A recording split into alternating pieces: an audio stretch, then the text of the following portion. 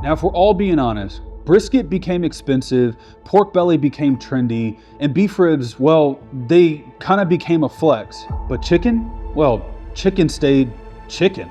Cheap, familiar, and almost too normal to get excited about. But that's why chicken is dangerous. Chicken is dangerous because we all know it. We actually know it a little bit too well. But one fact remains, chicken is one of the easiest proteins to knock out of the park. So much so that I've noticed chicken being almost a mainstay on a lot of barbecue trays in Texas, in Central Texas to be exact. So the question is chicken the most overlooked protein in barbecue? And with the right process and methodologies, can we make chicken elite? Can we make chicken great again?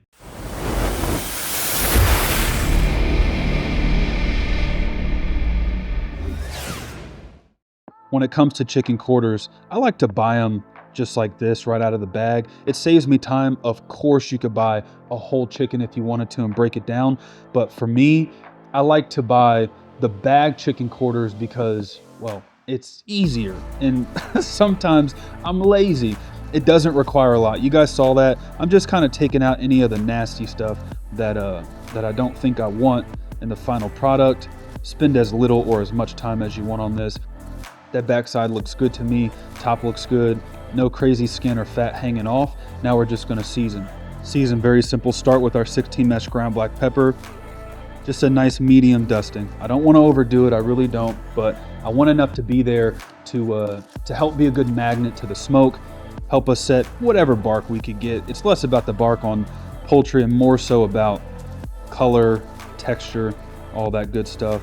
And I'm just going over the top after our 16 mesh pepper with a little bit of brisket booster, like so. When it comes to poultry, for me, less is more. Brisket, different story. Poultry, again, less is more. And then I'm just going with a liberal dusting of my brisket booster. Oh yeah, that's old school right there. I feel good about that. I'm just gonna let this chicken quarter tack up with that salt, let that salt start to wake up, let the sugars and the rubs start to wake up, marry themselves to the top of this chicken, and then we're gonna go right into the Traeger. At about the 140 to 150 mark internal on these chicken quarters, I'm gonna coal kiss them, direct heat, right in my Weber kettle, just to give them that color, that flavor. That's what I'm chasing. Traeger's on. Traeger is set at about 275 degrees. I say about because Traeger says they run plus or minus 10 degrees. And then also, given how cold it is outside, I'm running a little bit hotter. If I wasn't in these temperatures, I'd be running at about 250 degrees on the cooler end. For this chicken, the goal right now is not to cook it through. I'm not really trying to cook it. What I'm trying to do is lay the color, lay the texture, get the smoke onto the chicken. I'm gonna let the chicken quarters roll for about an hour. I'm looking for about, I don't know, 140, 150, somewhere in there. And then it's going on the charcoal. This is unbelievable. There's so much smoke just engulfing me. Anyways, I gotta get a kettle grill going. I gotta get it warm. So let me go find that, get that all set up, and I'll see you guys back when it's time to see how these chicken halves are moving along. Not halves, quarters, because they're missing a breast. I decided to keep you guys warm in there. No need for all of us to be nippy. However, before I light this grill, I have to do the obligatory lighting of the stogie.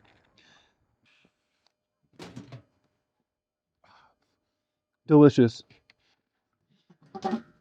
Nice. Oh yeah.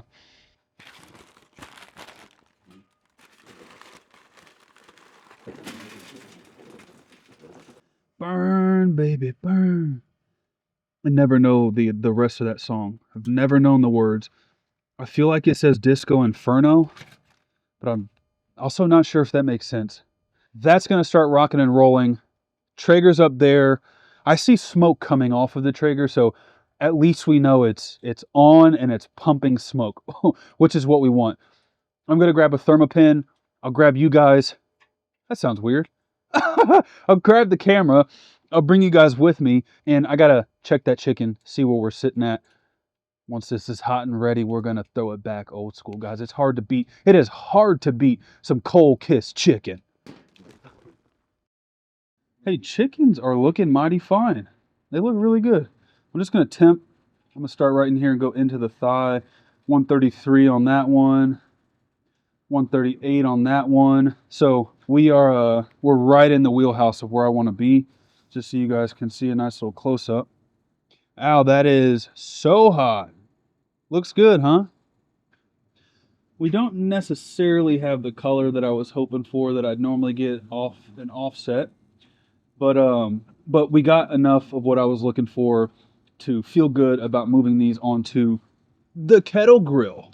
Final stage of this process, and we are dropping our chicken right onto the grill, right onto the coals. So here's what I'm thinking. I'm going to get these on first, kind of that bone rib cage-ish side down directly over the heat.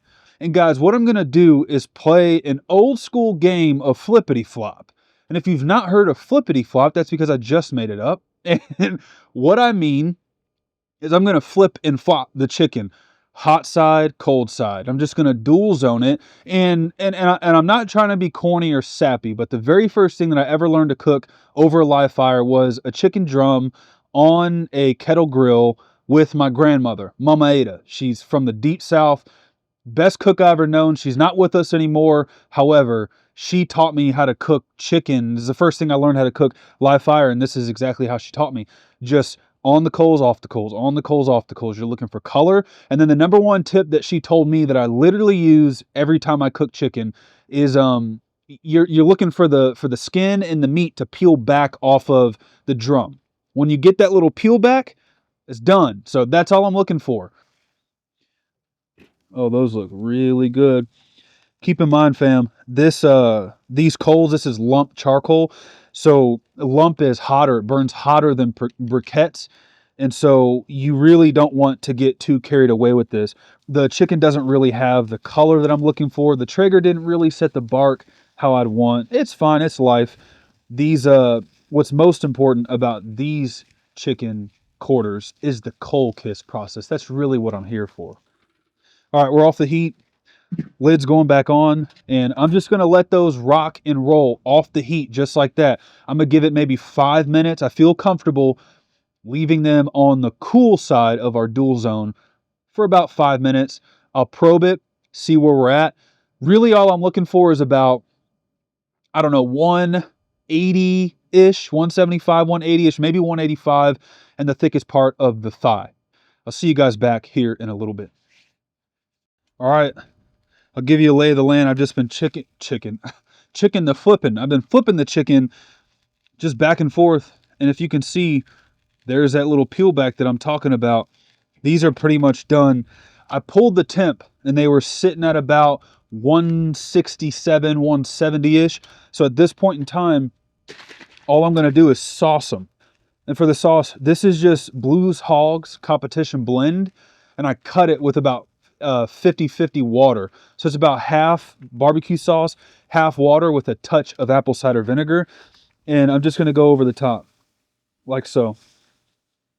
My goodness, does that smell good.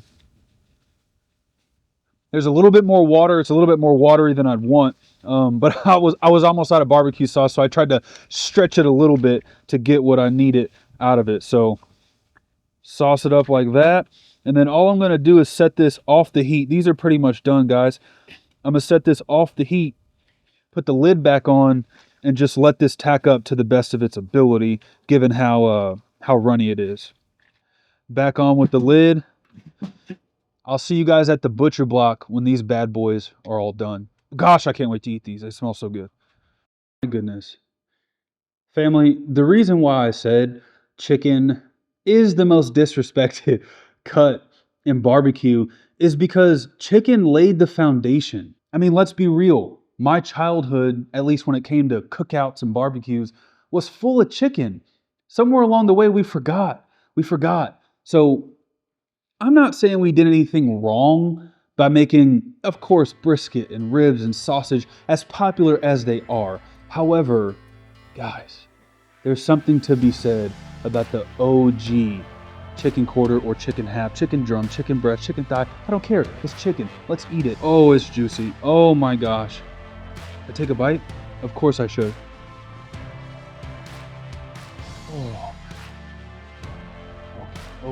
Okay.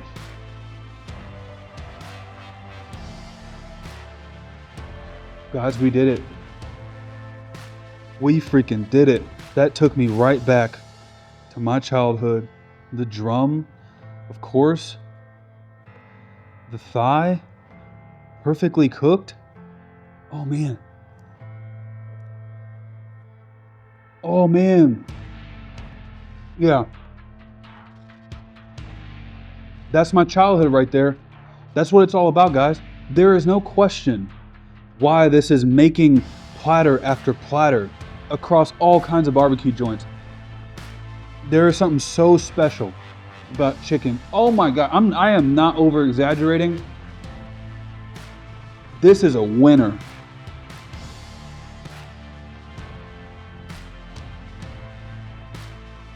Man.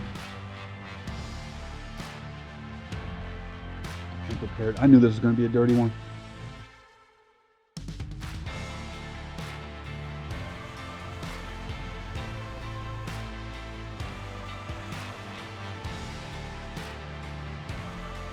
That is it. That is it. We did it. Oh, I kid you not. That is so good. Guys, that took me 3 hours. 3 hours max. And that's with filming and all kinds of stuff. This right here, it doesn't make any sense as to how good that chicken is at that price, at this amount of meat. Moving forward, family, let's do the following. Let's put some respect on chicken's name. Chicken is undoubtedly the OG backyard barbecue protein. Come on, let's be honest. It's delicious. If you enjoyed this video, you can click above and catch another episode, just an easy to digest barbecue video. Or you can watch this video over here if you're into like master classes and, you know, hour-and-a-half long barbecue Nerdville deep dives, whatever fits your fancy, I got it for you. And also, I got hats.